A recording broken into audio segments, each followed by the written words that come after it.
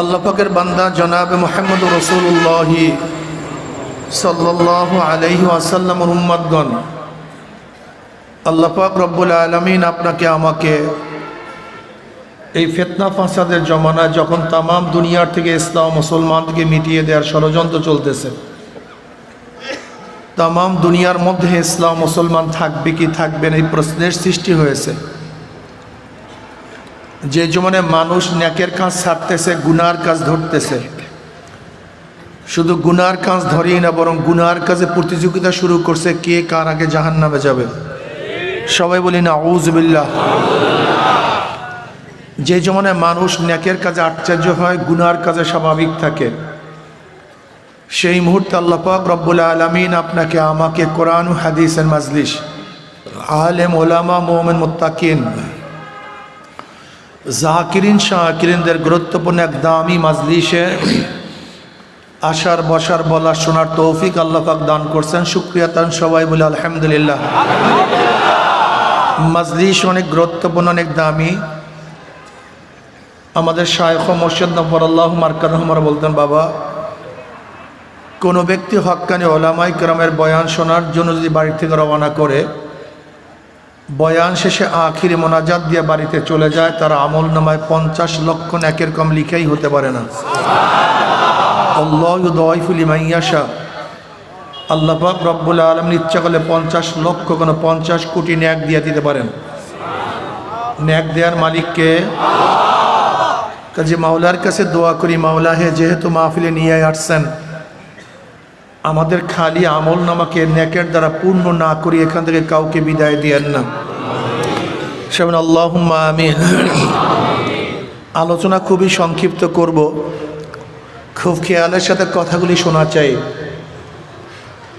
আমরা এখানে আসছি কেন? দিন ও দাওয়াতের তাবলীগে, দাওয়াত ও তাবলীগের নিসবতে আমরা এখানে আসছি, অন্য কোনো উদ্দেশ্যে এখানে আমরা আসি নেই। দাওয়াত দেওয়ার জন্য আসছি, তাবলীগ করার জন্য আসছি। কিসের তাবলীগ, কিসের দাওয়াত?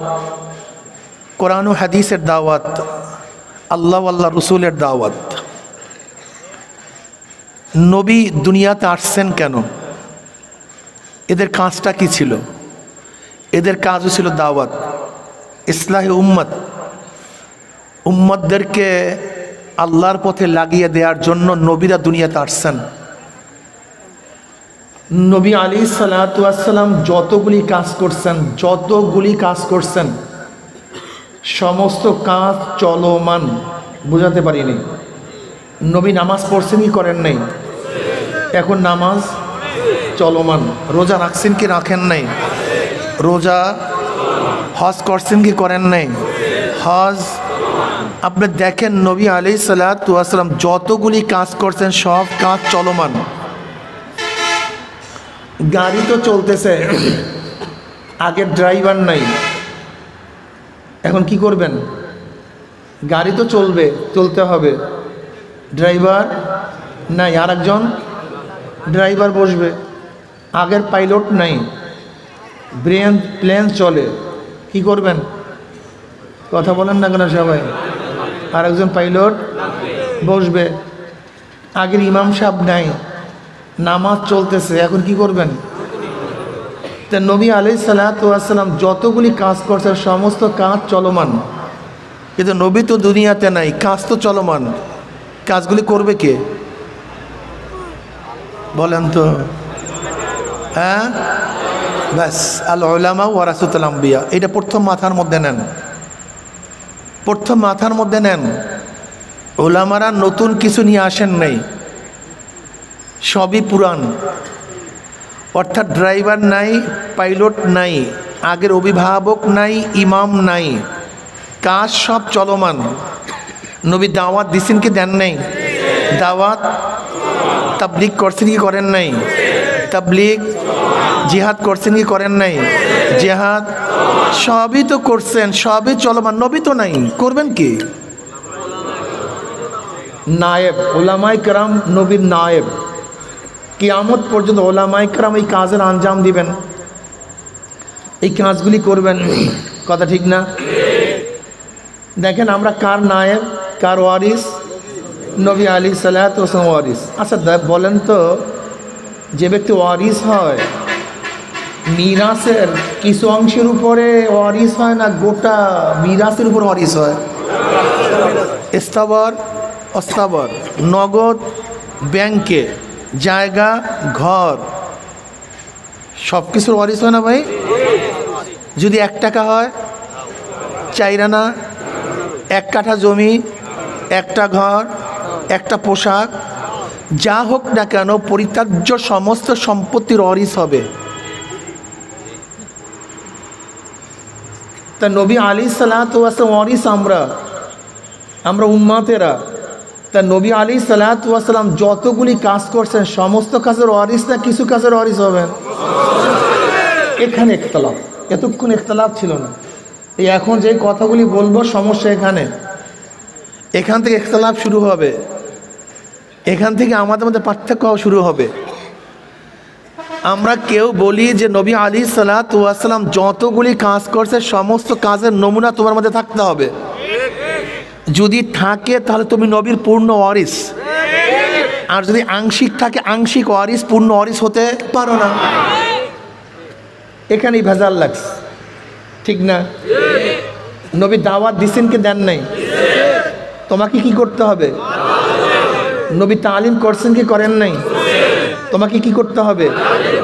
নবী তাসকিয়া করছেন কি করেন নাই? তোমাকে কি করতে হবে? নবী জেহাদ করছেন কি করেন নাই? তোমাকে জেহাদ কি করতে হবে কি হবে না? এই বাস ইখতিলাফ, এখানে মতানৈক্য, এখানে আর কিচ্ছু না। যদি নবীর কাজগুলিকে আমরা মানি তাহলে কারোর সাথে কোনো মতানৈক্য নেই। ভেজালটা কোন জায়গায় লাগে দেখেন তো। এই যে দাড়ি নিয়ে একটা ভেজাল, কেউ বলে দাড়ি আছে, কেউ দাড়ি লাগবে না, কেউ আগে লাগবে সাটবে, অমুক তমুক, আছে কি নেই? আসলে ভেজালটা কোন জায়গায়? আমরা নবীর দিকে তাকাই সাল্লাল্লাহু আলাইহি ওয়াসাল্লামের দিকে, যে নবীর দাড়ি ছিল কি ছিল না, 1 মুষ্টির কম ছিল না 1 মুষ্টি পরিমাণ ছিল? 1 মুষ্টির কম তো ছিল না। এখন বাস যদি ইখতিলাফ হয়, আমরা দেখি নবী আলাইহিসসালাতু ওয়াসসালাম চেহারা দাড়ি ছিল কি ছিল না, যদি থাকে রাখবো, না থাকলে রাখবো না, সমস্যা কি? অসুবিধা কোথায়? কারণ ইখতিলাফের কি আছে ভাই, মতনৈক্যর কি আছে? এই যে আমরা যারা দাড়ি রাখি, চরমনাইওয়ালারা আমাদের পীর সাহেব দাড়ি রাখছে বিদায় কিন্তু আমরা দাড়ি রাখি নাকি ভাই? আমাদের বংশের লোক দাড়ি রাখছে বিদায় কিন্তু আমরা দাড়ি রাখি না। দাড়ি রাখছেন কেন? কথা বলেন না কেন? নবী আলাইহিসসালাতু ওয়াসসালাম রাখছেন বিদায় কেউ না রাখতে পারেন, তার কমতি, এটা তার কমতি। এই কথা বলিয়েন না দাড়ি লাগবে না, বরং এই কথা বলেন ভাই দাড়ি তো অজীব, রাখা উচিত, কিন্তু আমার নফসের সাথে পারছি না, দোয়া করেন যেন রাখতে পারি, এটা ভালো কথা। কিন্তু আপনি যদি তর্ক জুড়িয়া ধরান দরকার কি, এত কিছু লাগে কিনা, দাড়ি ছাড়া কি ইসলাম হবে না, এটা ঠিক না, এইটা করিয়েন না, এইটা ভুল। আমাদের সমস্যাটা কি জানেন? আমরা যেই গুনাহটা করি, যেই কাজটা তরক করি, ওইটার পিছনে দলিল দেওয়া শুরু করি, এইটা ভুল। বরং আপনি স্বীকার করেন ভাই এটা তো অন্যায়, কিন্তু কইরা ফেলাইস, এইটা ঠিক না, কিন্তু কইরা ফেলাইস, স্বীকার করেন। দেখেন এই দুই কথার মধ্যে পার্থক্যটা কি? কোনো ব্যক্তি মদ পান করে, কিন্তু একজনে মদ পান করে জায়েজ মনে করে, আর একজনে মদ পান করে হারাম মনে করে। এই দুইয়ের মধ্যে পার্থক্য আছে কি নেই? কি পার্থক্য বলেন তো? যে জায়েজ মনে করে দুইটা সমস্যা। এক সমস্যা তো হারামকে হালাল বলার সাথে সাথে বেঈমান হয়ে গেছে, আর যেহেতু সে জায়েজ মনে করিয়া পান করে তার কোনোদিন ছাড়ার সম্ভাবনা নেই। কিন্তু যে অপরাধটা করে জানে হারাম, কিন্তু নফসের কারণে শয়তানের ধোকায় করতেছে, কিন্তু মাঝে মাঝে আফসোস করে আল্লাহ ছাড়তে পারতাম, আরে ছাড়তে পারতাম, এত হারাম, আল্লাহ ছাড়তে পারতাম, এই যে চেতনা মনের মধ্যে অস্থির, একদিন না একদিন ছাড়বেই, একদিন না একদিন ছাড়বেই। যে ব্যক্তি মনে করে দাড়ি টাড়ি লাগে না, ও কোনোদিন দাড়ি রাখবে না।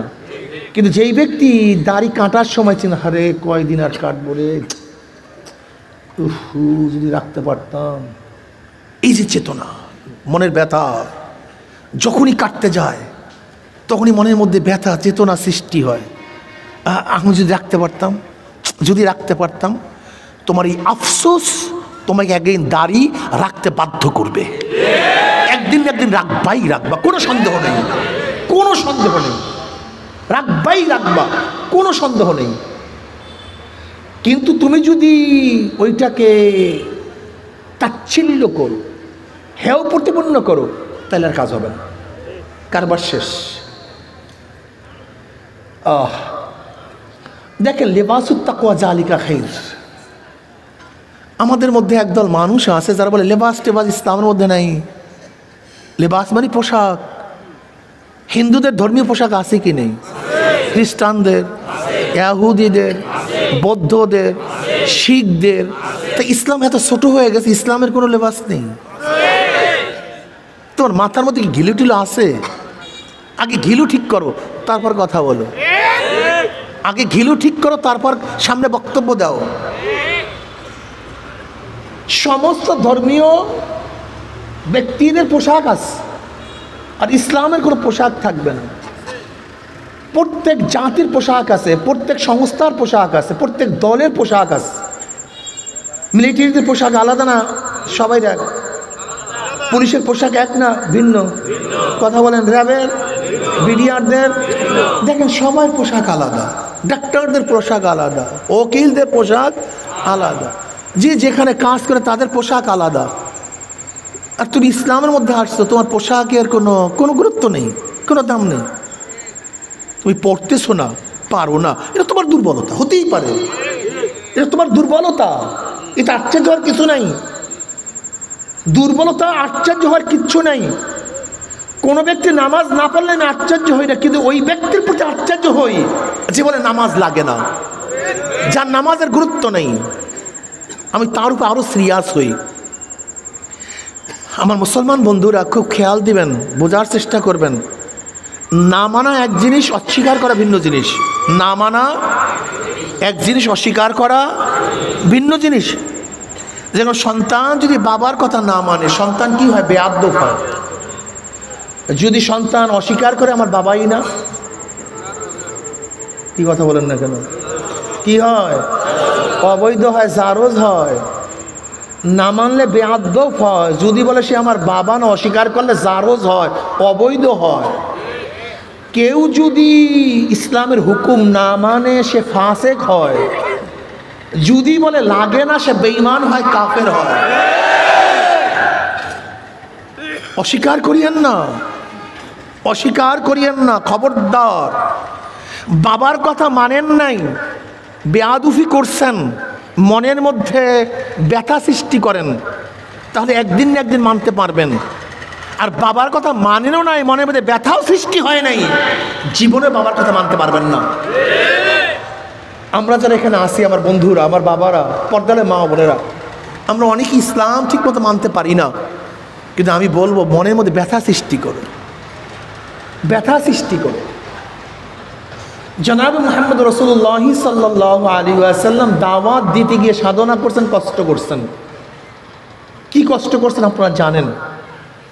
শিয়াবে আবু তালেবের মধ্যে 3 বছর অবরুদ্ধ ছিলেন। 3 বছর, 1-2 দিন নয়। হেরেমের মধ্যে জনাব মুহাম্মদ রাসূলুল্লাহ সাল্লাল্লাহু আলাইহি ওয়াসাল্লাম পড়েন সবাই। নামাজের সময় উটের পচা নারী ভুঁড়ি তার মাথার উপর চাপিয়ে দেওয়া হয়েছে। এই দাওয়াত দিতে গিয়ে তায়েফের ময়দানে প্রচণ্ড রক্ত ঝরাইছেন শরীর থেকে, জুতা মোবারক রক্তে আটকে গেছে। এই দাওয়াত দিতে গিয়ে নিজের জন্মভূমি ত্যাগ করে হিজরাত করতে বাধ্য হয়েছেন। সাহাবায়ে কেরাম রিদওয়ানুল্লাহি তাআলা আজমাইন এই দাওয়াত দিতে গিয়ে হীন এমন কষ্ট নাই যে কষ্ট স্বীকার করেন নাই, অনেক কষ্ট স্বীকার করেছেন। আবার কি নারা দিয়েছেন? হ্যাঁ, তুমি নারা দিলা কেন? কমাও কমাও কমাও। এই ব্যক্তিকে বলছিলাম না আগে উঠতে, বলছিলাম ওঠো তুমি ওখান থেকে, উঠতে বলছি তোমাকে, তুমি জলদি ওঠো।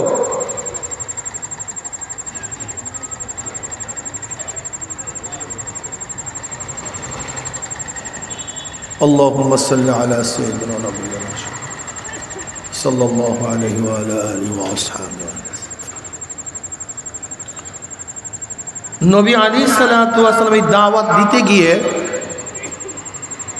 বদরের ময়দানের অবস্থা কি জানেন? কি অবস্থা হয়েছিল? অস্থির। তিনি বদরের এক প্রান্তে গিয়ে সিজদায় পড়ে বলতেছে, আল্লাহুম্মা আনশিদুকা আহদাকা ওয়া ওয়াদাকা আল্লাহুম্মা ইন শি'তা লাম তু'বাদ। ফাখাযা আবু বকর সিদ্দিক রাদিয়াল্লাহু তাআলা আনহু বিয়াদি হাসবুকা ইয়া রাসূলুল্লাহ। নবী আলাইহিস সালাতু ওয়াস সালাম সিজদায় পড়ে বলতেছেন, মাওলা হে, আজকে এই 12 এবং 2 14 বছর পর্যন্ত সাধনা করে যেই কয়জন মুসলমান বানিয়েছি সব এখানে নিয়ে আসছি। না, 13 আর 2 15। মক্কা ছিলেন কত বছর? 13 বছর। আর এটা হলো দ্বিতীয় হিজরি। এই 15 বছরে যেই কয়জন মুসলমান বানাইছি, দাওয়াত দিয়ে ইসলাম কবুল করাইছি, ইমান আনাবার ব্যবস্থা করেছি, সব কয়জন নিয়ে তোমার দরবারে হাজির। ওইদিকে বিশাল কাফেলা, অস্ত্রের অভাব নাই, ঘোড়ার অভাব নাই, তলোয়ারের অভাব নাই। এদের কাছে তলোয়ার নাই, ঘোড়া নাই, কিচ্ছু নাই, খাদ্য নাই, জুতা নাই। আপনারা জানেন আরবের মধ্যে জুতা না থাকা সবচেয়ে কঠিন এক ব্যাপার। জমিনের মধ্যে পাড়া দেয়া যায় না, পুড়ে যায়। অথচ সাহাবাদের পায়ের মধ্যে জুতাও ছিল না, তলোয়ার ছিল না। তলোয়ারের পরিবর্তে জনাব মুহাম্মদ রাসূলুল্লাহ সাল্লাল্লাহু আলাইহি ওয়াসাল্লাম শুকনা খাজুরের ডাল দিয়ে দিছে, এইটা নিয়ে যাও তলোয়ারের পরিবর্তে। নবী আলাইহিস সালাতু ওয়াস সালাম বদরের এক কিনারায় গিয়ে সিজদায় পড়ে বলতেছে, মাওলা হে, যাহা কিছু তৈয়ার করছি সব কিছু নিয়ে চলে আসছি। যদি আজকে হারি তাহলে তোমাকে সিজদা দেওয়ার মতো দুনিয়া তার একজনও থাকবে না, তোমাকে আল্লাহ বলার মতো আর কেউ থাকবে না, তোমার সামনে দাঁড়াবার মতো আর কেউ থাকবে না। তুমি যদি চাও গোটা দুনিয়ার মধ্যে তোমার ইবাদত কি কেউ না থাকুক, তাহলে আমাদেরকে ধ্বংস করে দাও। আল্লাহুম্মা ইন শি'তা লাম তু'বাদ। যদি তুমি চাও গোটা দুনিয়ার মধ্যে কেউ ইবাদত করবে না, আবেদ বলতে কেউ থাকবে না, আমি আখিরি নবী, আমার পরে আর কোনো নবী আসবে না, যদি আমি আমার এই দল ভল সহ সব ধ্বংস হয়ে যাই, এরপরে দাওয়াত দেওয়ার কেউ থাকবে না, তোমাকে ডাকার কেউ থাকবে না, এরকম অবস্থা। আবু বকর সিদ্দিক রাদিয়াল্লাহু তাআলা আনহু নবী আলাইহিস সালাতু ওয়াস সালাম হাত ধরে বসছেন, বললেন, ইয়া নবী আল্লাহ, যথেষ্ট হয়ে গেছে, আপনার কান্না সহ্য করতে পারি না, আল্লাহ আমাদেরকে বিজয় দান করবেন। মিকদাদ ইবনে আসওয়াদ রাদিয়াল্লাহু বললেন, ইয়া নবী আল্লাহ, মূসা এবং তার উম্মতের মতো আমরা নই। যেরকম মূসার উম্মত বলছিল, যাও তুমি এবং তোমার খোদাই গিয়ে যুদ্ধ করো, আমরা এখানে বসে আসছি। ওয়ালাকিন নুকাতিলু ইয়ামিনিকা ওয়া শিমালিকা ওয়া বাইনা ইয়াদাইকা ওয়া খালফাকা। ইয়া নবী আল্লাহ, আপনার ডান দিক থেকে, বাম দিক থেকে, সামনের দিক থেকে, পিছন দিক থেকে, যেখান থেকে আক্রমণ হোক না কেন, আমরা লড়তে থাকবো, ঢাল হিসেবে থাকবো, আপনার আক্রমণ হতে দেব না। এই অবস্থায় পড়ছিলেন। কি করছেন আপনি আমি দ্বীনের জন্য? খন্দকের ময়দানের অবস্থা সম্পর্কে আপনারা জানেন, আরো কঠিন। উহুদের অবস্থা জানেন, নবী আলাইহিস সালাতু ওয়াস সালাম দান্দা শহীদ হয়ে গেছে, খন্দকের ময়দানে পেটের মধ্যে পাথর বাঁধছেন। আজকে সেই দিন আপনার সামনে, আমার সামনে কি করছেন বলেন তো? কতটুকু দাওয়াত দিছেন, কি ত্যাগ করছেন? আজকে মুজাহিদের মধ্যে ত্যাগ নেই, চরমনে মুজাহিদের মধ্যে হালকা যাওয়ার ত্যাগ নেই, মাসিক ইস্তেমায় যাওয়ার ত্যাগ নেই, দাওয়াতের মেজাজ মনের মধ্যে নেই। তোমার 24 ঘন্টা মাথার মধ্যে মেজাজ থাকতে হবে দাওয়াতের। যেখানে বসো, চার দোকানে বসো, হোটেলে বসো, রেস্তোরাঁয় বসো, তোমার ব্যবসা প্রতিষ্ঠানে বসো, রাস্তায় বসো, ঘাটে বসো, বাসে বসো, রিক্সায় বসো, যেখানেই বসো না কেন, তোমার মেজাজের মধ্যে দাওয়াত থাকতে হবে। কি থাকতে হবে? দাওয়াত। দাওয়াত। আমাদের কাজটা কি? কু আনফুসাকুম ওয়া আহলিকুম নারা। নিজে ইবাদত করো, আর একজনের মাধ্যমে ইবাদত করাও। নিজে নামাজ পড়ো, আর একজনের মাধ্যমে নামাজ পড়াও। নিজে দাড়ি রাখো, আর একজনকে দাড়ি রাখার ব্যবস্থা করো। নিজে পর্দা করো, আর একজনকে পর্দা করার ব্যবস্থা করো। শুধু নিজের ইবাদত আল্লাহর কাছে কাবিলে কবুল না। আমরা কি বলি আল্লাহর কাছে? ইয়াকা না'বুদু, কি বলি বলেন, সবাই বলেন না, ইয়াকা আবুদু, আল্লাহ আমি তোমার ইবাদত করি। কি বলি, ইয়াকা নাবুদু, আল্লাহ আমরা আপনার ইবাদত করিতেছি, করিব। মসজিদ আপনার ইবাদত করি, মসজিদের বাহিরে আপনার ইবাদত করিব, মসজিদে আপনাকে সেজদা করি, মসজিদের বাহিরেও আপনাকেই সেজদা দেব, অন্য কবরের মধ্যে কোনো ব্যক্তির কাছে মাথা আমরা নত করব না। আল্লাহ আমি না, আমিও ইবাদত করি, আমার ছেলের দ্বারা ইবাদত করাইব। আমিও আপনাকে সেজদা দিই, আমার ছেলের দ্বারাও সেজদা দেওয়াইব। আমিও আপনাকে সেজদা করে আমার মেয়ের দ্বারাও সেজদা করাবো, আমি আপনাকে সেজদা করে আমার স্ত্রীর দ্বারাও সেজদা করাবো, আমি আপনাকে সেজদা করে আমার পাড়া প্রতিবেশী বন্ধু বান্ধব আত্মীয় স্বজন সবার মাধ্যমে আপনাকেই সেজদা করাবো। ইয়াকা নাবুদু, আমরা আপনার ইবাদত করিতেছি, করিব। ওয়া ইয়াকা নাস্তাইন, আপনার সাহায্য চাইতেছি, আপনার সাহায্যই চাইব। কই আজকে দাওয়াত, কই সাধনা, কই চেষ্টা, কই কি ত্যাগ করছেন? আপনি কি দেখেন নাই হুদায়বিয়া সন্ধির সময় এখনো চুক্তি হয় নাই, তখন সোহাইল রাদিয়াল্লাহু তাআলা আনহু মুসলমান হন নাই, তাঁর ছেলে আবু জান্দাল রাদিয়াল্লাহু তাআলা আনহু চুক্তিপত্র লেখা। এমন আবু জান্দাল রাদিয়াল্লাহু তাআলা আনহু হাতের মধ্যে হ্যান্ডকাপ লাগানো অবস্থা চলে আসছে। কলিয়া নবী আল্লাহ, দেখেন আমার শরীরের অবস্থা কি, মারতে মারতে আমাকে কি করছে, আমাকে আটকায় রাখছে আমার বাবা। ইয়া নবী আল্লাহ, ইয়া রাসূলুল্লাহ, আমাকে নিয়ে যান, আপনাদের সাথে মদিনায় নিয়ে যান। নবী আলাইহিস সালাতু ওয়াস সালাম বললেন, সোহাইল তোমার ছেলেকে দাও। সোহাইল বলছেন না, যদি আমার ছেলেকে আমার কাছে ফেরত না দেন তাহলে আমি চুক্তিপত্রে স্বাক্ষর করব না। সমস্ত মুসলমানরা দাঁড়িয়ে গেছে, একজন মুসলমানদের অবস্থায় এই অবস্থায় তাকে দিয়ে দিব না, আমাদের চুক্তির দরকার নেই, মুক্ত তলোয়ার নিয়ে আমরা ঝাঁপিয়ে পড়ব, জীবন দিয়ে দেব, কিন্তু তারপর আমরা আবু জান্দালকে বেঈমানের কাছে দেব না। কিন্তু নবী আলাইহিস সালাতু ওয়াস সালাম বলেন, ধৈর্য ধারণ করো, ধৈর্য ধারণ করো। আবু জান্দাল রাদিয়াল্লাহু কান্না শুরু করছেন, ইয়া নবী আল্লাহ, আমাকে মারবে, আমাকে আরও আঘাত করবে, আরও কষ্ট দিবে। নবী আলাইহিস সালাতু ওয়াস সালাম বললেন, আবু জান্দাল ধৈর্য ধারণ করো, আল্লাহ পাক ব্যবস্থা করে দিবেন। দিয়া দিলেন, কাফেরের সাথে চলে গেলেন। নবী আলাইহিস সালাতু চলে আসছেন, বলেন তো আপনি, আমি যদি হইতাম কি করতাম, কি করতাম? এরপর কি হইল? আবু জান্দাল রাদিয়াল্লাহু তাআলা আনহু সেখান থেকে পালিয়ে এক পাহাড়ের মধ্যে চলে গেলেন। এক পাহাড়ের মধ্যে যেখানে গাছ নাই, পালা নাই, পানি নাই, কিচ্ছু নাই, খাদ্য নাই, কোনো ব্যবস্থাই নাই। সেই পাহাড়ের মধ্যে ঈমানের তাকিদ, ঈমানের জন্য, ঈমানের জন্য আবু বসির রাদিয়াল্লাহু তাআলা আনহু ইসলাম গ্রহণ করে মদিনায় চলে আসছেন। কাফেরদের চুক্তি অনুযায়ী যদি কেউ ঈমান নিয়ে মদিনায় আসে তাকে ফেরত দিতে হবে, আর কেউ মুরতাদ হইয়া যদি মক্কায় চলে যায় তাকে ফেরত দেয়া লাগবে না। সম্পূর্ণ উল্টা চুক্তি। বুঝাতে পারিনি চুক্তিটা কি ছিল? কেউ যদি ঈমান নিয়ে মদিনায় আসে তাকে ফেরত দিতে হবে, আর কেউ যদি মুরতাদ হইয়া বেঈমান হইয়া মক্কায় চলে যায় তাকে ফেরত দেয়া লাগবে না। হয় চুক্তি, মানা যায়। সাহাবারা মানতে চায় নাই, সাহাবারা মানতে চায় নাই, কেউ দস্তকাত করতে চায় নাই।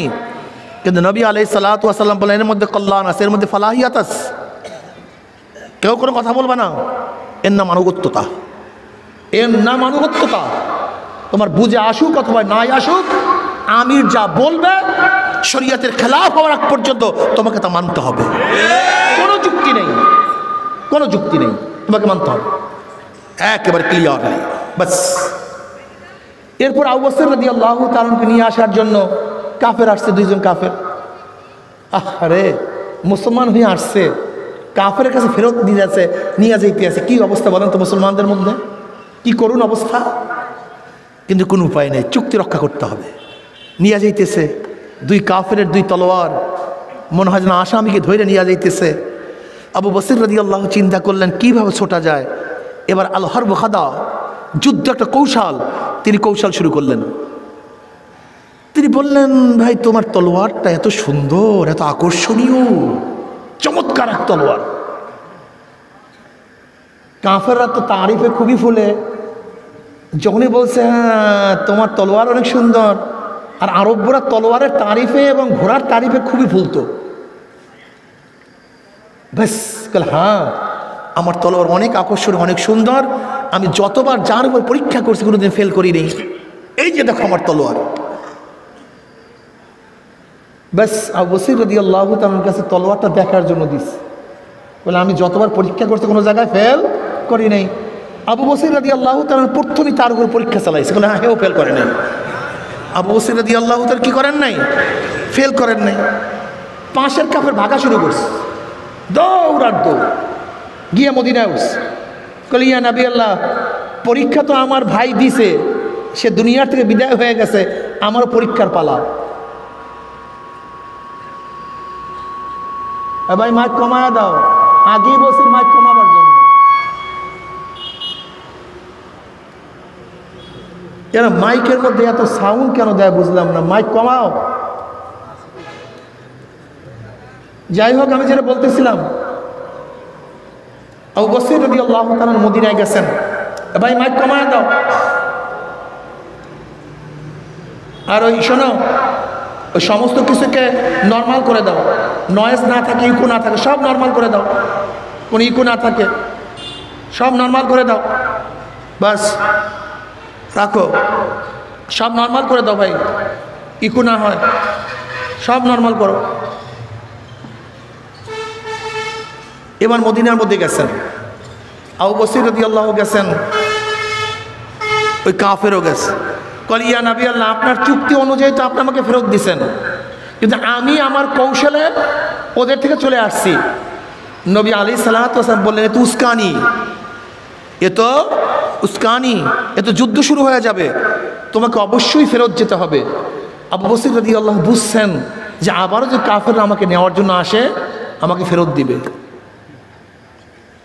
এবার আবু বসির রাদিয়াল্লাহু তাআলা আনহু ওই পাহাড়ে চলে গেলেন যেখানে আবু জান্দাল রাদিয়াল্লাহু তাআলা আছেন, সেখানে গেছেন। এবার সেখানেই অপেক্ষা করতেছেন। কাফেরদের সিরিয়ায় যুদ্ধের সিরিয়ায় ব্যবসার জায়গা, ওখান থেকে এখন খাবে কি? ওখান থেকে কাফেররা যায়, তাদের থেকে যা পায় তাই খায়, এখন ওদের ব্যবসা বাণিজ্য বন্ধ।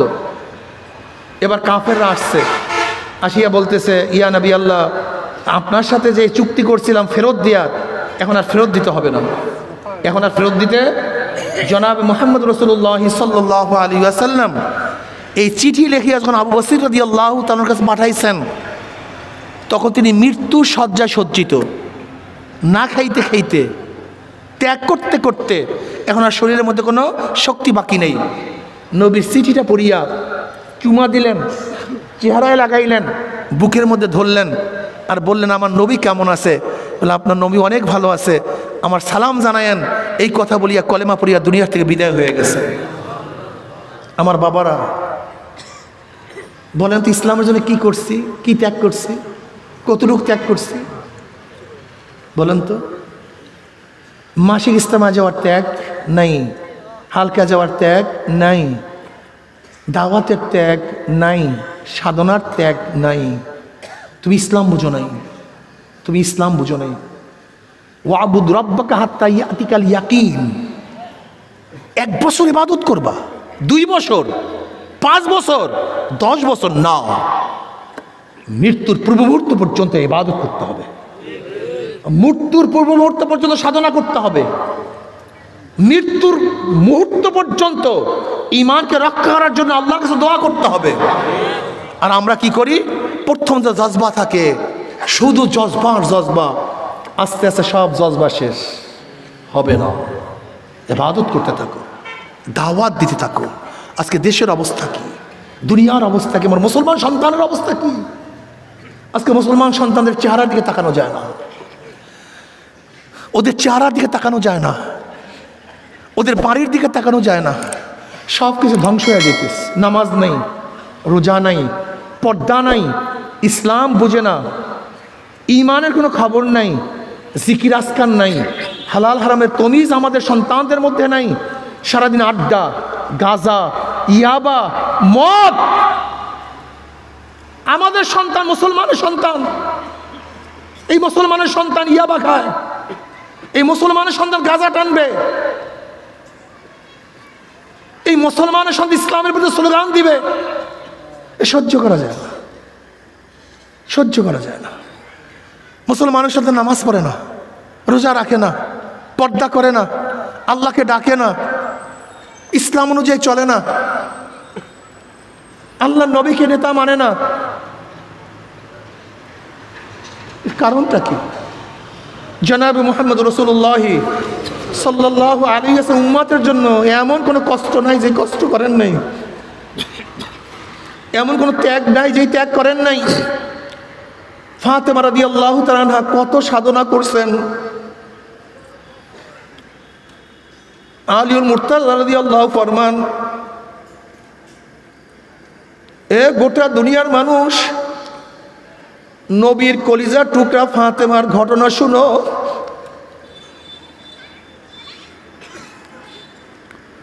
নবীর কলিজার টুকরা ফাতেমার অবস্থা তো এরকম ছিল যে পানির মস্কর টানতে টানতে কাঁধের মধ্যে রশির দাগ লাগাই ফলাইছে। সরদার দু আলম নবী আলাইহিস সালাতু ওয়াস সালাম কলিজার টুকরা ফাতেমার ইতিহাস শোনো, ঘটনা শোনো। আটার চাকি ঘুরাইতে ঘুরাইতে হাতের মধ্যে দাগ পরাইয়া ফলাইছে। ফাতেমা এবং আমার বিছানা মাত্র একটাই ছিল, তাও একটা বকরির চামড়া। রাত্রে দুইজনে একই চামড়ার মধ্যে ঘুমাইতাম। আবার দিনের বেলা সেই বকরির চামড়ার উপরে জানোয়ারদের খাদ্য দিত।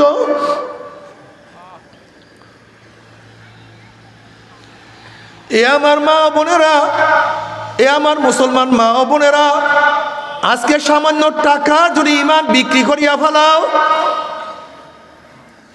আজকে সামান্য খাদ্যর যদি ইমানকে নষ্ট করিয়া ফেলাও,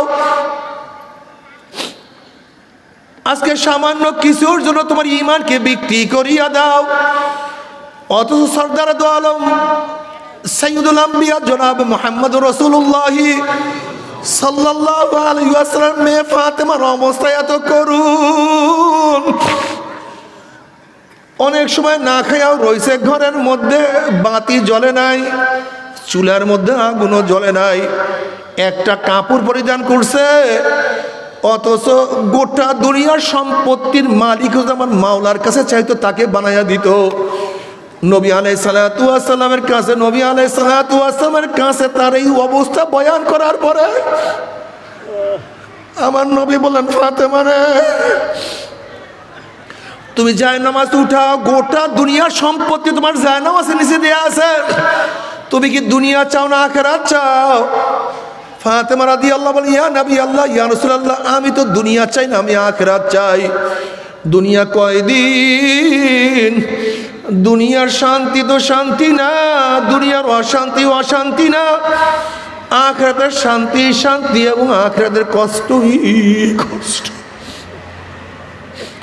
এ আমার যুবক বাবারা, আমার মুরব্বী বাবারা, আজকে আমরা দুনিয়ার জন্য টাকার জন্য ইমান বিক্রি করিয়া ফেলাই, অথচ সাহাবায়ে কেরাম রিদওয়ানুল্লাহি তাআলা আজমাইন ইমানের জন্য ঘর বিক্রি করিয়া ফেলাইছে, এই ইমানের জন্য জমি দিয়া দিছে, এই ইমানের জন্য ছেলে ছাড়ছে, মেয়ে ছাড়ছে, স্ত্রী ছাড়ছে, এই ইমান রক্ষা করার জন্য নিজের জীবনকে ত্যাগ করিয়া ফেলাইছে, কিন্তু ইমান ছাড়ে না, ইসলামের সাথে কম্প্রোমাইজ করে না। আল্লাহ, তুমি কি দেখো না গোটা দুনিয়ার মধ্যে সাহাবাদের কবর? কারণটা কি? গোটা দুনিয়ার মধ্যে সাহাবাদের কবর, গোটা দুনিয়ার মধ্যে সাহাবারা ব্যবসা করার জন্য আসে না, এই দিনের দাওয়াতের জন্য আসছে। আজকে শাহজালাল ইয়ামানি রহমাতুল্লাহ আলাইহি তার বাড়ি তো ইয়ামানে, আমাদের দেশে কেন আসছেন? এই তোমাদের রাজশাহীতে শাহ মাখদুম রাদিয়াল্লাহু রহমাতুল্লাহ আলাইহি তিনি কেন আসছেন? শাহপরান রহমাতুল্লাহ আলাইহি কেন আসছেন? ব্যবসার জন্য আসেন নাই, এই কলেমার দাওয়াত নিয়ে আসছেন, দিনের ব্যথা নিয়ে আসছেন। আজকে তোমার সামনে আমার সামনে সেই দিন বিদায় হইয়া যায়, কিন্তু তোমার আমার টেনশন নাই, তোমার সে আমার সে বড় নেমুখান আমার কেউ হইতে পারে না। আল্লাহ, এ আমার যুবক বাবার আজকের দিকে নিয়াত করো, আমি কমপক্ষে 100 লোককে নামাজি বানাবো ইনশাআল্লাহ। ও আমার মুরব্বী বাবারা মনে মনে নিয়াত করো, আমি কমপক্ষে 100 লোককে নামাজি বানাবো। ও আমার মা বোনেরা নিয়াত করো, আমি এত লোককে নামাজি বানাবো। ও আমার ছাত্র বাবারা নিয়াত করো, আমি ছাত্রদেরকে দিনদার বানায় ফেলাবো। ও আমার শ্রমিক বাবারা নিয়াত করো, আমার সাথীদেরকে আমি দিনদার নেককার বানায় ফেলাবো। ও মাস্টারেরা, ও শিক্ষকেরা, যারা যে পেশায় নিয়োজিত আছো, আজকের থেকে নিয়াত করো, আমি দাওয়াত দিয়া সমস্ত মানুষদেরকে আমি দিনদার নেককার বানায় ফেলাবো। যদি তুমি দাওয়াত দিয়ে একজনকে নেক কাজ করাইতেই পারো, তোমার দাওয়াতে যেই ব্যক্তি যত নেক কাজ করবে, আমার মাওলা পাক রব্বুল আমিন দায়ীর আমল নামায় ওই পরিমাণে নেক লেখিয়া দিবে। আল্লাহ তুমি কবুল করিয়া নাও। আদাল্লু আলা খায়রান কাফাইলিহি, তুমি দাওয়াত দিয়ে এক ব্যক্তিকে নামাজ পড়াও, ওই ব্যক্তি নামাজ পড়িয়া যত সওয়াব পাবে, ওই পরিমাণের সওয়াব আমার মাওলা পাক রব্বুল আলামিন তোমার আমল নামায় লিখিয়া দিবে। আল্লাহ তুমি কবুল করিয়া নাও। তুমি দাওয়াত দিয়ে একজনকে জিকিরে নিয়ে আসো, ওই ব্যক্তি জিকির করিয়া যেই পরিমাণের সওয়াব পাবে, মাওলা পাক রব্বুল আলামিন ওই পরিমাণের সওয়াব তোমার আমল নামায় লিখিয়া দিবে। আল্লাহ তুমি কবুল করিয়া নাও। আজকে এই মাহফিলে যারা দাওয়াত দিয়ে মানুষদেরকে নিয়ে আসছো, যাদের কারণে মাহফিল হয়েছে, আল্লাহ যদি কিছু মানুষকে কবুল করিয়া ফেলায়, আল্লাহ তুমি কবুল করিয়া ফেলাই। যাদের উসিলায় আসছে, যারা আয়োজন করছে, প্রত্যেকের আমল নামা আমার মাওলা পাক ওই পরিমাণে নেক লেখিয়া দিবে। এর জন্য দাওয়াত দিতে থাকো, নিজেও আমল করতে থাকো, খবরদার নিজেও আমল ছাড়িও না। আমলের উপর তারা কে হয়েছে কি হয় না, সবসময় হিসাব নিকাশ মিলাইতে থাকো। ওমর ইবনে খাত্তাব রাদিয়াল্লাহু ফরমান, হাসিবু ক্বাবলা আন তুহাসাবু, তোমার কাছে হিসাব নেওয়ার আগে তুমি তোমাকে হিসাব নাও। তুমি প্রশ্ন করো, চক্ষু তুই কি নেকের কাজ বেশি করছো না গুনার কাজ বেশি করছো? ওরে কান তুই কি গুনার আওয়াজ বেশি ঢুকাইছো না নেকের আওয়াজ বেশি ঢুকাইছো? ওরে জবান তুই কি নেকের কথা বেশি বলছো না গুনার কথা বেশি বলছো? ওরে হাত কত গাজার কলকি ধরছো, কত মদের পেয়ালা স্পর্শ করছো? ওরে হাত কত সুদ, কত ঘুষ, কত চুরি, কত ডাকাতি করছো? ওরে হাত কত অন্যায়ভাবে মহিলার গায়ে হাত লাগাইছো? ওরে হাত কত কবিরা গুনাহ করছো? ওরে পা তুই কি নেকের দিকে বেশি হাঁটছো না গুনার দিকে বেশি হাঁটছো? ওরে মন, গুনাহ যা করছি তওবা করতে পারছি কি পারি নাই, আবার তওবা যা করছি আমার মাওলা মাফ করছে কি করে নাই। খবরদার হিসাব নিকাশ না মিলাইয়া কেউ মাওলার কবরে যাইও না। যদি হিসাব নিকাশ মিলাইয়া মাওলার কবরে যাইতেই পারো, আল্লাহ পাক রব্বুল আলামিন তোমার জন্য আমার জন্য কত সুন্দর মেহমানদারির ব্যবস্থা করিয়া রাখছে। আমার মাওলা ডাক দেবে, হে ফেরেশতারা, আমার বন্দা আসছে, আমার বন্ধু আসছে, তো আফরুশুল ফরাশ মিনাল জান্নাহ ওয়াল বিসু মিনাল জান্নাহ, আমার বন্ধুর গায়ের মধ্যে জান্নাতের পোশাক লাগাইয়া দে, জান্নাতের বিছানার ব্যবস্থা করিয়া দে, জান্নাতের নাজ নিয়ামতের দ্বারা গোটা কবরটাকে ভরিয়া দে, জান্নাতের সাথে সুরাগ করিয়া দে, রাস্তা করিয়া দে। আল্লাহ কবুল করিয়া নাও। আজ যদি মাওলাকে রাজি খুশি করিয়া কিয়ামতের ময়দানে উঠতেই পারো, আমার মাওলায় ডাকিয়া ডাকিয়া আরো সে নিচে জায়গা করিয়া দিবে। জনাব মুহাম্মদ রাসূলুল্লাহ সাল্লাল্লাহু আলাইহি ওয়াসাল্লাম নিজের হাতে হাউজে কাউসারের পানি পান করাইয়া দিবে। মান শারিবা লাম ইয়াজমা আবাদা, যেই ব্যক্তি এক পেয়ালা হাউজে কাউসারের পানি পান করবে 50,000 বছরের মধ্যে আর কোনোদিন পানির পিপাসা লাগবে না। আল্লাহ তুমি কবুল করিয়া নাও। وإن منكم إلا واردها كان على ربك حتما مقضيا ثم ننزل الذين اتقوا ونذر الظالمين فيها جثيا। 30,000 বছরের পুলসরাত এক সেকেন্ডের মধ্যে পাড়ি দেওয়ার মাওলার জান্নাতে চলিয়া যাবা। আল্লাহ তুমি কবুল করিয়া নাও। জান্নাতে যাওয়ার পরে জান্নাতে থেকে আমার মাওলায় প্রশ্ন করবে, জান্নাতীরা, আমি তোমাদের সাথে যে ওয়াদা করছি সেই ওয়াদাকে পালন করছি নাকি? জান্নাতীরা বলবে, মাওলা হ্যাঁ, তুমি যে ওয়াদা করছো তার সে কোটি কোটি গুণ বেশি নিয়ামত আমরা পেয়ে গেছি, কিন্তু একটা ওয়াদা এখনো তুমি পালন করো নাই।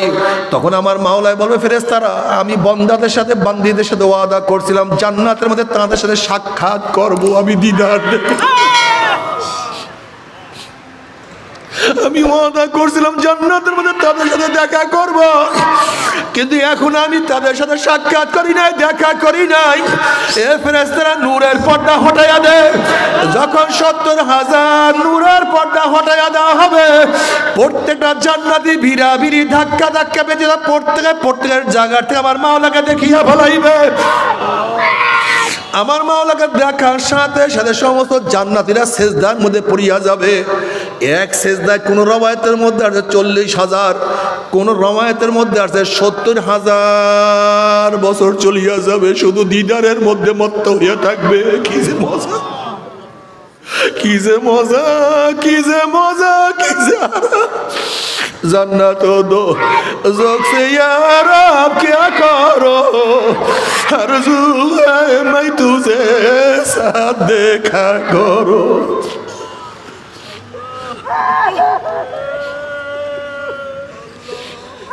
बात दोज़ख जन्नत आस्ताए दिलरुबा, बेतु जन्नत दोज़ख आस्ताए जाफेजा। মাওলা যদি জাহান্নামে গিয়ে আমি তোমাকে পাই, জাহান্নাম আমার জন্য জান্নাত হইয়া যাবে। আর জান্নাতে গিয়ে তোমাকে না পাইলে জান্নাত আমার জন্য জাহান্নাম হইয়া যাবে। আমি চাই তোমাকে, আমি তো জান্নাত চাই না, আমি জাহান্নাম বুঝি না। আমি জান্নাতের কোন বিল্ডিং এর খবর রাখতে চাই না, আমি জান্নাতের কোন বাগিচার খবর জানতে চাই না, আমি জান্নাতের উদ্যান সম্পর্কে কোনো খবর নেব না। হুরগেলমান জানি না, আমি চাই তোমাকে, আমি চাই তোমাকে।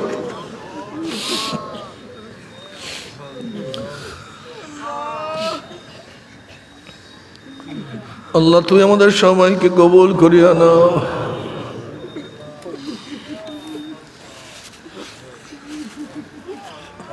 নবী আলাইহিস সালাতু ওয়াস সালাম ফরমান, মান আহাব্বা লিকা আল্লাহ আহাব্বাল্লাহু লিকাহু ওয়া মান কারিহা লিকা আল্লাহ কারিহাল্লাহু লিকাহু। যারা আমার মাওলার সাথে সাক্ষাৎ করাকে পছন্দ করে, আমার মাওলা তাদের সাথে সাক্ষাৎ দেওয়ার জন্য অপেক্ষায় আছে। আল্লাহ আল্লাহ তোমার সাথে সাক্ষাৎ করাকে পছন্দ করি।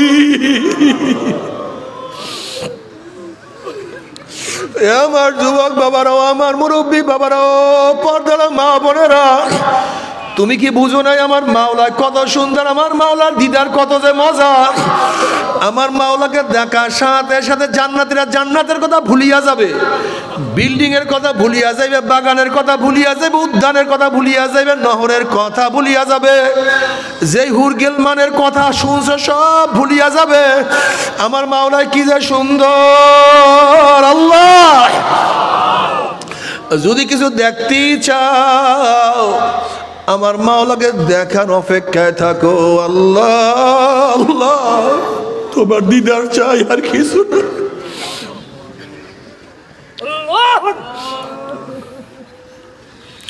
কিন্তু আমার যুবক বাবারাও, মুসলমান বাবারাও, আমার মোমেন বাবারা, কলিজা ফাটিয়া যায়, মুসলমানদের চেহারার দিকে তাকানো যায় না। আসলে মুসলমানদেরকে বেঈমান বানাবার জন্য কত যে ষড়যন্ত্র চলতেছে। আজকে শিক্ষা ডিপার্টমেন্টের মধ্যে ষড়যন্ত্র, আল্লাহ কত যে ষড়যন্ত্র, আন্তর্জাতিক ষড়যন্ত্র চলে, দেশীয় ষড়যন্ত্র চলে, এনজিওদের ষড়যন্ত্র চলে, শুধু বেঈমান বানাবার জন্য। আল্লাহ তুমি আমাদেরকে ঈমানওয়ালা বানাও।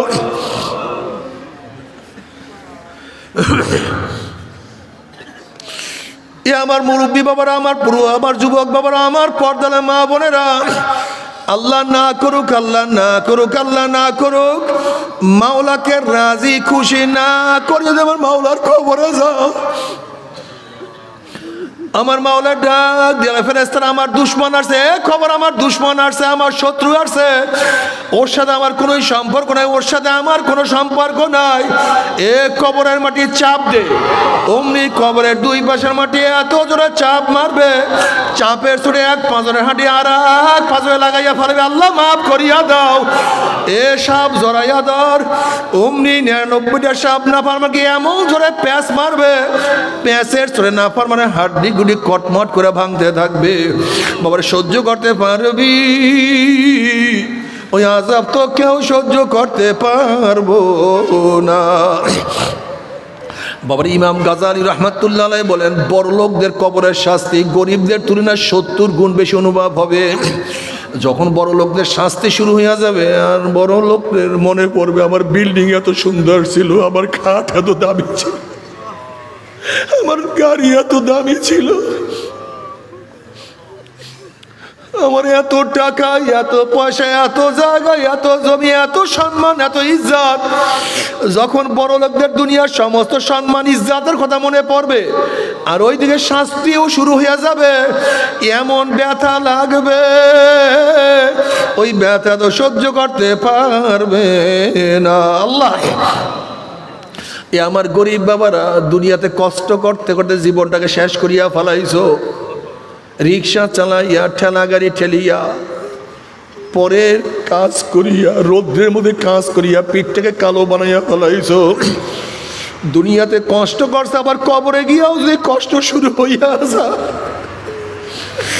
কবরে গিয়াও যে গুর্জের বাড়ি শুরু হইয়া যায়, তোর সে বড় কপাল পরা বদনসিব কেউ হইতে পারে না।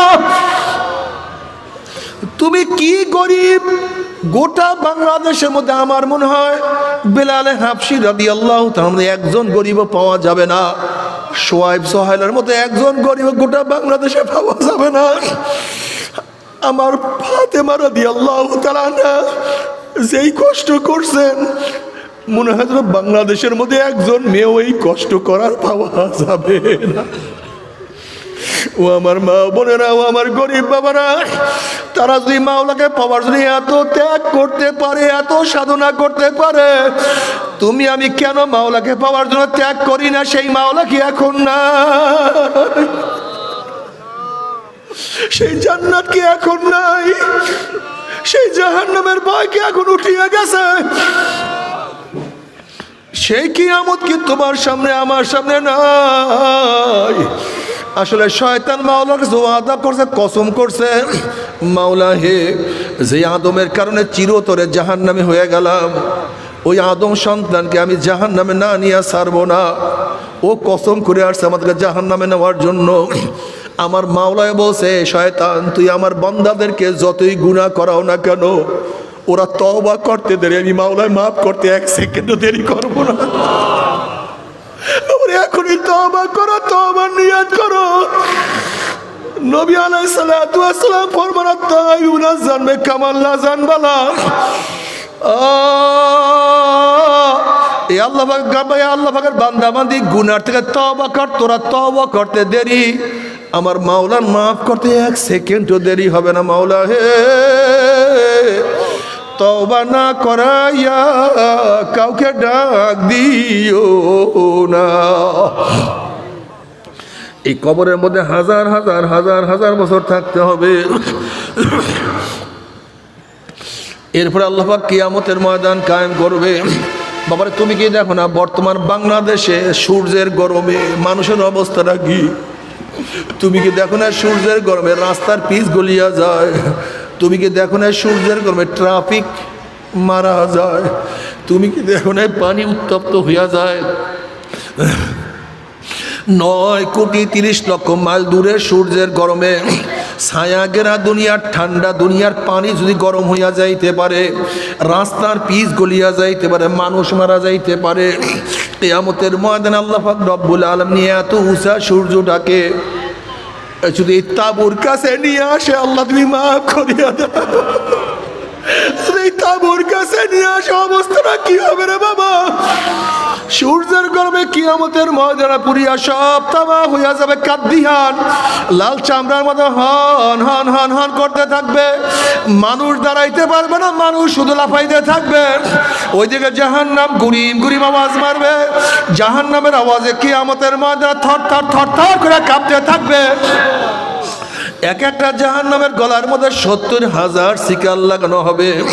আল্লাহ পাক কালামে পাকের মধ্যে ফরমান, তাকাদু তামাইয়াজু মিনাল গায়জি কুল্লামা উলকিয়া ফিহা ফাউজুন সালাহুম খাজানাতুহা আলাম ইয়াতিকুম নাযীর ক্বালু বালা ফাজানা নাযীরুন ফাকাযাবনা ওয়া কুল্লামা নাযালাল্লাহু মিন শাইইন ইন আনতুম ইল্লা ফি দালালিন কাবীর ওয়া ক্বালু লাউ কুন্না নাসমাউ আও নাআকিলু মা কুন্না ফি আসহাবিস সাইর।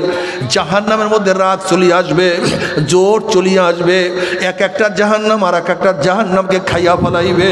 জাহান্নামের আগুন 1 মাইল 2 মিল উঁচা হইয়া শো শো আওয়াজ করতে থাকবে। এই অবস্থা দেখিয়া কিয়ামতের মানুষের হুঁশ থাকবে না, নবীদের হুঁশ থাকবে না। ওয়াকুল ইব্রাহিম খলিলুল্লাহ নাফসি নাফসি, মুসা কালিমুল্লাহ নাফসি নাফসি, ঈসা রুহুল্লাহ নাফসি নাফসি। সমস্ত নবীরা বলবে, মাওলা আমাকে বাঁচাও, আমাকে বাঁচাও, আমাকে বাঁচাও। নবীদের স্ত্রীর কথা নবীরা ভুলিয়া যাবে, নবীদের সন্তানের কথা নবীরা ভুলিয়া যাবে। ইয়াউমা ইয়াফিরুল মারউ মিন আখিহি ওয়া উম্মিহি ওয়া আবিহি ওয়া সাহিবাতিহি ওয়া বানি। যেই দিন আপন ভাই ভাইয়ের পরিচয় দেবে না, মা ছেলেকে সাহায্য করবে না, ছেলেও মাকে সাহায্য করবে না, বাবা ছেলেকে উপকার করবে না, ছেলেও বাবাকে উপকার করবে না, বন্ধু বান্ধব লাপাত্তা হইয়া যাবে, নেতারা সবাই হারাইয়া যাইবেন। সবাই বলবে, মাওলা আমাকে বাঁচাও, আমাকে বাঁচাও, আমাকে বাঁচাও। এই মুহূর্তে জনাবে মুহাম্মদুর রাসূলুল্লাহ সাল্লাল্লাহু আলাইহি ওয়াসাল্লাম সিজদায় পড়ে বলবে, মাওলা তোমার ইজ্জত ও জালালের কসম খাইয়া বলতে আছি, আজকে ওই জাহান্নাম তোমার একটা উম্মত কাউ খাইয়া ফেলায়, আমি কিন্তু তোমার হাবিব জান্নাতের মধ্যে ঢুকবো না। ও কপাল পোড়ার দলেরা, যে আল্লাহর হাবিব কঠিন মুহূর্তেও তোমাকে আমাকে ভুলবে না, সে আল্লাহর হাবিবের দাড়ির মধ্যে কেমনে পোষ লাগাও বাবার, একটু কি কলিজা ব্যথা লাগে না? কোন স্ত্রীর প্রেমে পড়িয়া, কোন বন্ধুর ধোকায় পড়িয়া, কোন সমাজের লজ্জা করিয়া দাড়ি কাটো। কিয়ামতের ময়দানে আল্লাহর হাবিবের সামনে যখন উঠবা, তার চেহারায় দাড়ি, তোমার চেহারায় দাড়ি নাই, লজ্জায় মাথা নত হয়ে যাবে। যখন আল্লাহর হাবিব তোমার দিকে তাকাইবে, নবীর কলিজায় কষ্ট লাগিয়ে যাবে। আমার প্রেমে পড়িয়া দাড়ি রাখতে পারো নাই, তোর স্ত্রীর প্রেম তোর কাছে বেশি ছিল, তোর বন্ধুর প্রেম তোর কাছে বেশি ছিল, তোর সমাজের লজ্জা তোর কাছে বেশি ছিল। আমি কি তোদের জন্য ত্যাগ করি নাই? বাবারে, আজকের থেকে নিয়াত করো না, কিয়ামতের ময়দানে নবীর কলিজায় কষ্ট দেব না। আজকের থেকে দাড়ির মধ্যে আর পোজ দেব না। আল্লাহ আল্লাহ তুমি কবুল করিয়া নাও।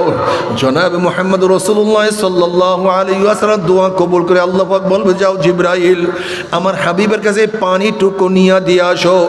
নবী আলাইহিস সালাতু ওয়াস সালাম যখন ওই পানি জাহান্নামের গায়ে ছিটা মারবে, জাহান্নাম ক্যাত ক্যাত করে পিছনে সরিয়া যাবে।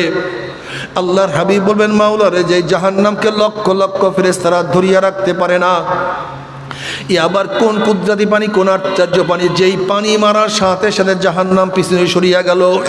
আল্লাহ পাক ডাক দিয়ে বলবেন, হাবিব গো, এই পানি কোন আশ্চর্য পানি না, কোন কুদরতি পানি না, এই পানি হলো তোমার গুনাহগার উম্মতের চোখের পানি। বাবারে, আজকে সন্তান মারা গেলে চোখের মধ্যে পানি আসে, দুনিয়ার ব্যবসায় লস খেলে চোখের মধ্যে পানি আসে, দুনিয়ার মামলায় পড়লে, বিপদে পড়লে চোখের মধ্যে পানি আসে। আর আখিরাতের 5টা মামলায় যে পড়িয়া গেলাম, ওই মৌয়াতের মামলা, ওই কবরের মামলা, ওই কিয়ামতের মামলা, ওই মিজান পুলসরাতের মামলার চিন্তা তো চোখে পানি আসে না। আল্লাহ দুনিয়াতে কান্দাইও না, আখিরাতে কান্দাইও না। নবী আলাইহিস সালাতু ওয়াস সালাম আল্লাহর কাছে দোয়া করে, আল্লাহুম্মা রযুকনি আইনাইন তাবকিয়ানি মিন খাশিয়াতিকা ক্বাবলা আন ইয়াকুনা দামু দামান। মাওলা হে, তুমি আমাকে এমন 2টা চক্ষু দান করো, যে চক্ষু তোমার ভয়ে সব সময় কাঁদতে থাকবে। ওই দিন কান্নার আগে যে দিন চোখের পানি শেষ হয়ে অনর্গল রক্ত বাহির হওয়া শুরু হবে, আল্লাহ তুমি আখিরাতে কান্দাইও না, কবরে কান্দাইও না। এ না পারবার আজকে দুনিয়াতে মাওলার জন্য কানবা না, মাওলার ভয় কানবা না। এমন কান্না শুরু হবে, চোখের পানি শেষ, রক্ত বের হওয়া শুরু হবে। পানি এবং রক্ত পড়তে পড়তে গালের চামড়া গোশত পচিয়া পচিয়া পড়িয়া যাবে। আল্লাহ তুমি আমাদের সবাইকে মাফ করিয়া দাও। চোখের নিচে বিশাল বিশাল গর্ত হইয়া যাবে। আল্লাহ আমাদের সবাইকে ক্ষমা করিয়া দাও। এরপর আল্লাহ পাক কাউকে জান্নাত কাউকে জাহান্নামের ফয়সালা দিয়া দিবে। জাহান্নামীদের অবস্থাটা কি হবে? আল্লাহ তুমি আমাদেরকে ক্ষমা করিয়া দেবে না? আল্লাহ মাফ করিয়া দাও। জাহান্নামের লোকদের হাত পায়ের মধ্যে জাহান্নামের শিকল লাগাইয়া টানতে টানতে টানা শুরু করবে। কত বাবা দেখবে ছেলেকে নিয়ে যায়, আবার কত ছেলে দেখবে বাবাকে নিয়ে যায়, কত ভাই দেখবে ভাইকে নিয়ে যায়, কত মা দেখবে মেয়েকে নিয়ে যায়,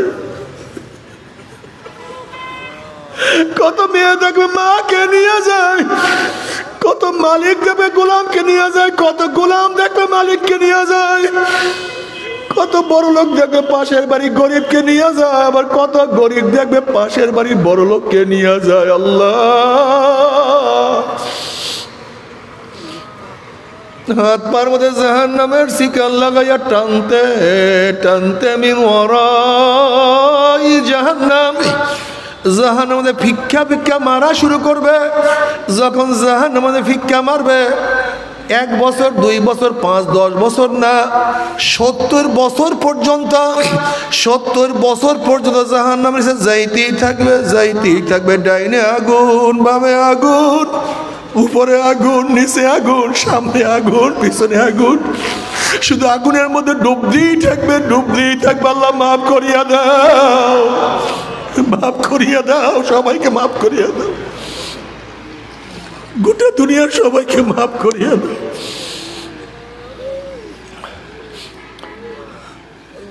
তবে মুমিন মুসলমান বলতে সবাই মনে চায় গুনাহ থেকে ফিরিয়া নেক আমল করিয়া মাওলার জান্নাতে, কিন্তু সবাই যাইতে মনে চায়। গুনাহ নিয়ে মাওলার জাহান্নামে কাউরে কিন্তু যাইতে মনে চায় না। কিন্তু কেনই বা আমরা নেক আমল করতে পারি না, কেনই বা গুনার কাম ছাড়তে পারি না? এর মূল কারণ হলো আপনার এবং আমার পিছনে নফস এবং শয়তান লাগিয়া রয়েছে। এই নফস এবং শয়তান থেকে ফেরার জন্য যে কোনো একজন হক্কানি আল্লাহর ওলির হাতে হাত দিতে হবে রে বাবা। খবরদার, বর্তমান জমানায় পীর মুরিদের ভেজাল, ব্যবসা, দলাদলি, হিংসা, হাসা, শিরক, বিদআতে পরিণত হয়ে গেছে। সমস্ত আল্লাহর ওলির একমত, যেই পীরের 5 জন মুরিদের মধ্যে কমপক্ষে 3 জনকে দেখবা আলহামদুলিল্লাহ সুন্নাত মাফিক আমল আখলাক মজবুত হইয়া যাইতে আছে, গুনার কাম ছাড়তে আছে, নেকের আমল ধরতে আছে, কলব নরম হইয়া চোখে পানি আসতে আছে। বৃক্ষ তোর নাম কি, ফলে পরিচয়? আমি চরমোনাই বুঝি না, চরমোনার দাওয়াত প্রশংসা প্রচার প্রসার করার জন্য আসি নাই রে বাবা। চরমোনাই যাওয়ার তোমার কোনো দরকার নাই, কোনো দরকার নাই, কোনো দরকার নাই। তুমি যার কাছে গিয়া পারো গুনার কাম ছাড়ো, নেকের আমল ধরো, কলব নরম করিয়া চোখে পানি নিয়া নবী আলাইহিস সালাতু ওয়াস সালাম 23 বছরের জিন্দিগির উপরে পরিপূর্ণ আমল করিয়া মাওলার কবরে যাইও। যেরকম দুনিয়ার ঘরে আগুন লাগলে পানি ছাড়া নিভানো যায় না, ঠিক তদ্রুপ তোমার এবং আমার গুনার দ্বারা যেই জাহান্নামের আগুন জ্বলিয়া রইছে, চোখের পানি ও ছাড়া কিন্তু জাহান্নামের আগুন নিভানো সম্ভব না। কাজী বাবা আমার জন্য দোয়া চাই, আমিও দোয়া করি। সবাই সবার জন্য প্রাণ খুলিয়া দোয়া করো, যেন কিয়ামতের ময়দানে গলাগলি বাঁধিয়া মানে একসাথে জান্নাতে যাওয়ার তৌফিক দিয়া দেয়। আল্লাহুম্মা আমিন, আল্লাহুম্মা আমিন, আল্লাহুম্মা আমিন। আল্লাহ কতিপয় গুনাহগার বান্দা গুনার বোঝা মাথায় নিয়ে আপনার শাহী দরবারে হাত তুললাম রে মাওলা। দয়া করে মায়া করে আপনি আমাদের জিন্দেগির সমস্ত গুনাহ খাতা মাফ করে দেন আল্লাহ। ও আমার মা বোনেরা, পর্দার আলের মা বোনেরা, 2 হাত তুলিয়া মাওলার দরবারে কান্দো আর মাওলার কাছে মাপ চাও। কান্না না আসলে মনের বুঝরে মন একদিনে ঘরের দরজা দিয়ে নতুন বউ হইয়া উঠছিল রে মন। কত মেয়ে লোকে শরবত খাওয়াইছে, কত মেয়ে লোকে বাতাস ঘুরছে, আবার একদিন এই ঘরের দুয়ার দিয়া মরা লাশে বাইর হব, ছেলে কানবে মামা করে, মেয়ে কানবে মামা করে। ওরে মন জবাব তো আর দিব না। আল্লাহ আল্লাহ কত আলেম ওলামা যিনি হাত তুললাম রে মাওলা। আল্লাহ কত সাদা দাড়িওয়ালা ভাইদেরকে নিয়ে হাত তুললাম রে মাওলা। আল্লাহ কত বেগুনার না বলে তালবে আলেম ভাইদেরকে নিয়ে হাত তুললাম রে মাওলা। আল্লাহ আমি তো গুনাহগার, আমার দিকে না তাকাইয়া তোমার যেই বন্দার হাত পছন্দ হয় তার উসিলে আমাদের সবাই গুনাহ খাতা মাফ করে দাও। আল্লাহ মাফ করবাই না, ক্ষমা করবাই না। তাহলে তোমার বন্দার এখানে কেন আসছে? আমরা রিলিফ নেওয়ার জন্য আসি নাই, কম্বল নেওয়ার জন্য আসি নাই। কেউ নামাজ কাজা করিয়া ফলাইছি, কেউ রোজা সারিয়া দিছি, কেউ বেপরদা অপকর্মের মধ্যে লিপ্ত হইয়া গেছি, কেউ হারাম কবিরা গুনাহ করিয়া ফলাইছি। আল্লাহ আমরা জাহান্নামের কাজ করিয়া ফলাইছি। আল্লাহ জাহান্নামের খাতা থেকে আমাদের নামটা কাটিয়া দাও।